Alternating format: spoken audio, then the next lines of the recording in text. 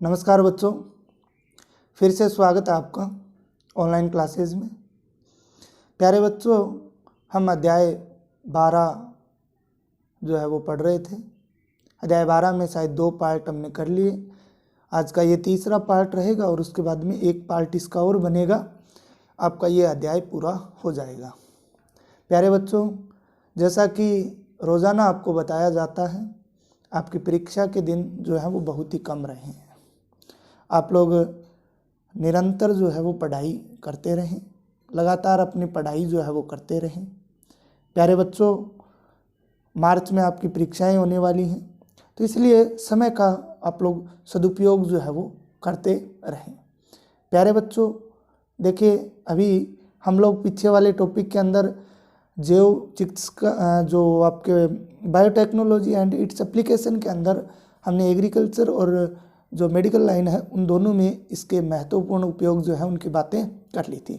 आज का टॉपिक भी हमारा बहुत महत्वपूर्ण रहने वाला है, जिसका नाम है आपके जीन चिकित्सा। बहुत ही महत्वपूर्ण टॉपिक है। जीन चिकित्सा क्या होती है? सबसे पहले बात तो यही आती है कि इसकी परिभाषा क्या होती है। अगर परिभाषा पूछ ली जाए हमसे, तो हम किस प्रकार से इसकी परिभाषा को डिफाइन करेंगे?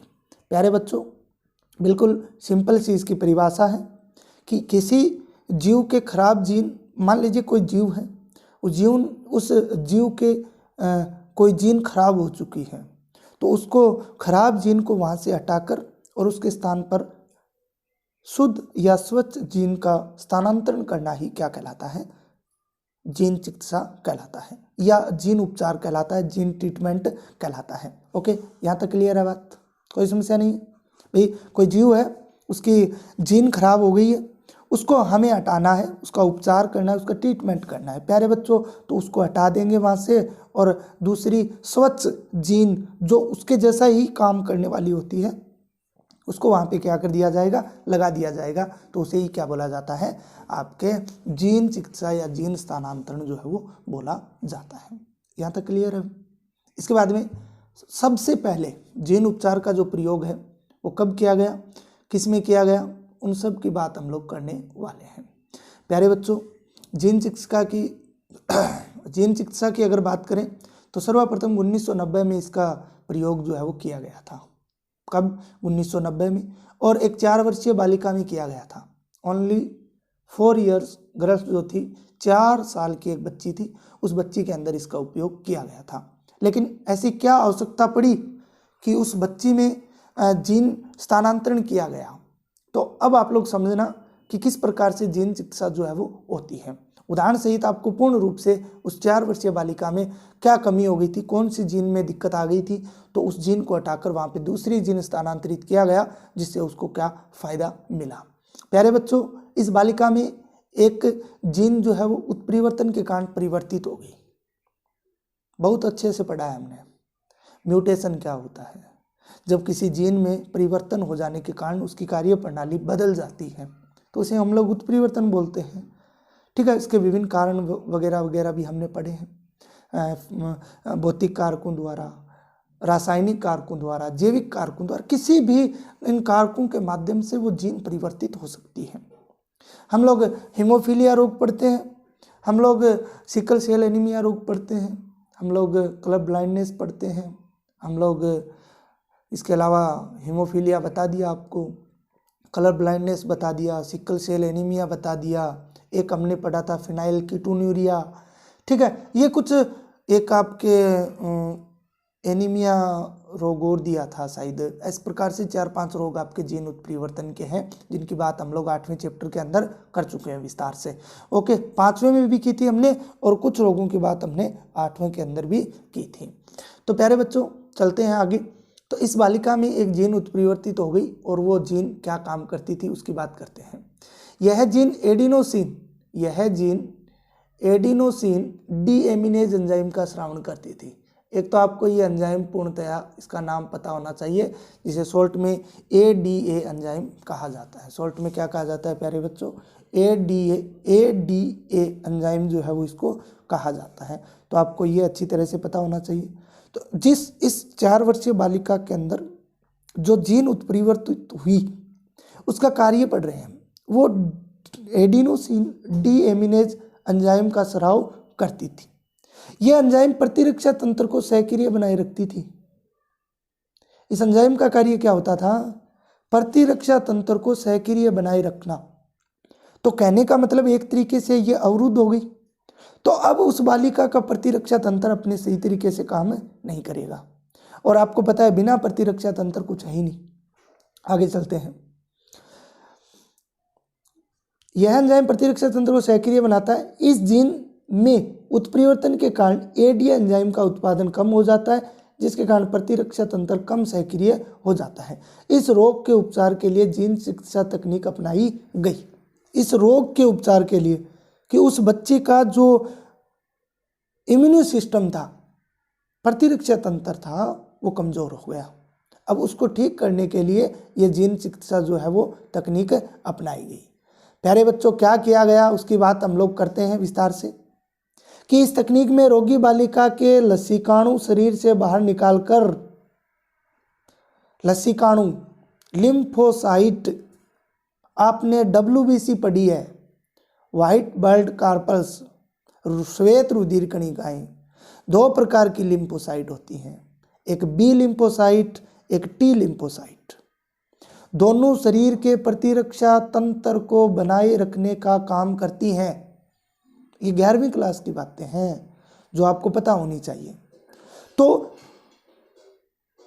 किया क्या गया इस मेथड के अंदर? उस रोगी बालिका के लसिकाणु बाहर निकाल लिए शरीर से, लिम्फोसाइट को शरीर से बाहर निकाला गया और उनको संवर्धित किया गया, कल्चरड किया गया, संवर्धन किया गया उनका।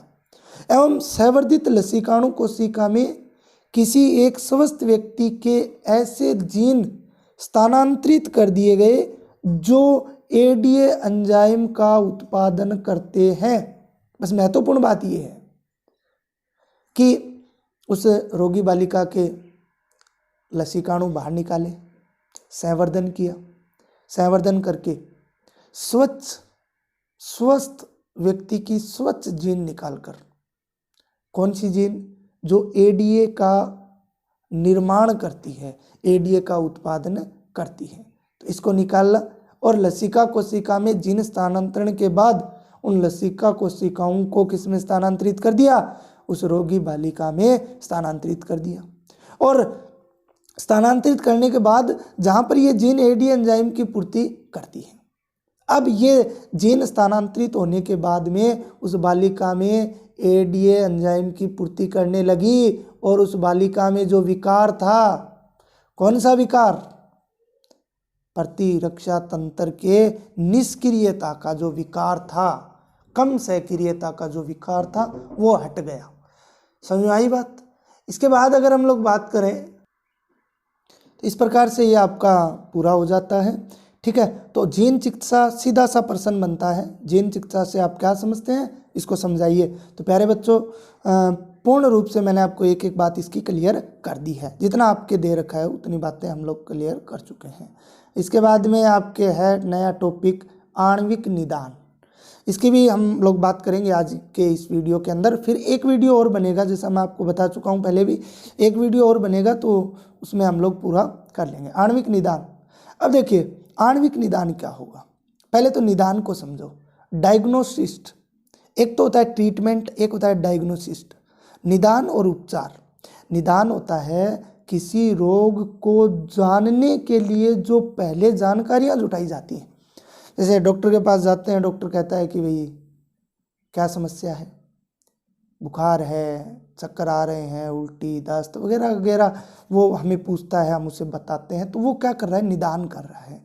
एक प्रकार से क्या कर रहा है? निदान कर रहा है, कमियों को जान रहा है, उन लक्षणों को पहचानने की कोशिश कर रहा है, वो निदान होता है। आणविक निदान, जीन से संबंधित हम जो भी काम करेंगे आणविक निदान हो गया। उपचार होता है, उसके बाद में जो भी दवाई वगैरह दी जाती है उनको ट्रीटमेंट बोल देंगे। प्यारे बच्चों, शुरुआत करते हैं आणविक निदान की। तो सबसे पहले आणविक निदान क्या है? ये आणविक निदान कुछ रोग जिन्हें प्रारंभिक अवस्था में नहीं पहचान सकते, जिनके कारण वो रोग क्या हो जाता है? बढ़ जाता है। भाई प्रारंभिक अवस्था में अगर नहीं पहचान पाएंगे तो फिर वो क्या होगा? बढ़ेगा। ठीक है, रोग के बढ़ने के बाद ऐसे रोग का फिर इलाज भी संभव नहीं होता है। तो रोग को प्रारंभिक अवस्था में उपचार करने के लिए, क्या करने के लिए, प्रारंभिक अवस्था में उपचार करने के लिए तकनीकें जो है वो अपनाई जाती हैं। क्या किया जाता है, कुछ तकनीकें जो है वो अपनाई जाती हैं। और उन तकनीकों में अगर बात करें तो पुनर्योगज डीएनए है।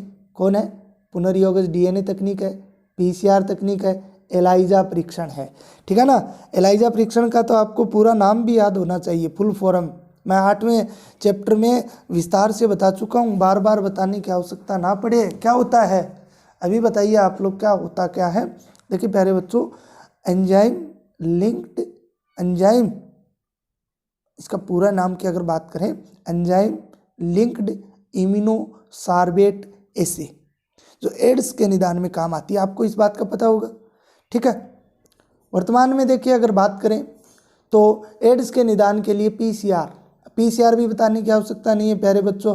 देखिए पीछे वाले चैप्टर में हमने पॉलीमेरेज चेन रिएक्शन, एक विद्वान था केरी मुलिस, उसके द्वारा डीएनए की प्रतिलिपियां बनाने के लिए ये मेथड बनाया गया था। ठीक है। इसके बाद में बात करते हैं जो एड्स निदान की आधुनिक तकनीक है। आज के दिन इसको बहुत अच्छे तरीके से काम में लिया जाता है, क्योंकि एड्स एक ऐसा रोग है जो प्रारंभिक अवस्था में इसका पता नहीं चलता है। ठीक है। इसके बाद में अगर बात करें तो रोग के निदान के लिए उस प्राणी का डीएनए निकालेंगे, उसके साथ प्रोब डीएनए क्या होते हैं ये भी मैं बता चुका हूँ। प्रोब डीएनए की अगर बात करें तो ये जिन लक्षणों पर हम काम कर रहे हैं उनको पहचानना, डीएनए टुकड़ों या अन्य खंडों को पहचानने का काम करते हैं, जोड़कर पुनर्योगज डीएनए बनाते हैं। ठीक है। और पुनर्योगज डीएनए से जिस भाग से संकिरणें निकलती हैं वह स्थान स्वस्थ एवं जिस स्थान से नहीं निकलती हैं वह डीएनए क्या भाग क्या होता है, रोगग्रस्त होता है। तो इस प्रकार से ये तकनीक अपनाकर जो है वो रोग का पता लगाया जाता है।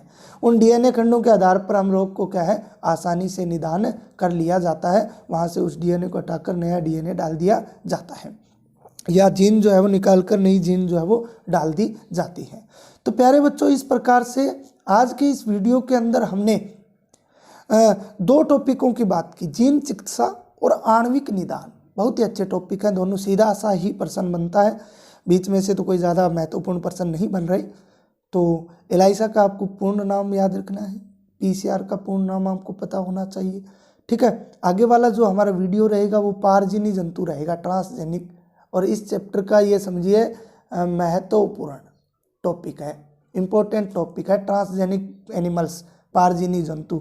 इनकी बात करेंगे कि ये ऐसे जंतु जिनके डीएनए में हम लोग जब बाहरी जीन उपस्थित होती है, बाहर से कोई जीन डाली गई हो, तो ऐसे जीवों को ट्रांसजेनिक एनिमल्स, पादप भी होते हैं, ये जंतु और पादप दोनों ही होते हैं, तो ये इन्हें कहा जाता है। अब इनके लाभ क्या होंगे, 4-5 प्रकार के लाभ हैं शायद आपके, उन 5 प्रकारों के लाभ की बात हम लोग जो करेंगे आगे वाले वीडियो के अंदर प्यारे बच्चों करेंगे। प्यारे बच्चों, तब तक के लिए आप लोग पढ़ते रहें, मस्त रहें और व्यस्त रहें, अपनी पढ़ाई को निरंतर बनाए रखें, रोज़ाना हर विषय को अपना जो महत्वपूर्ण समय है वो देते रहें, जो आने वाले समय में आपके भविष्य के लिए बहुत ही कारगर साबित होगा। तो प्यारे बच्चों, पढ़ते रहिए, मस्त रहिए और अपनी पढ़ाई में मस्त रहें।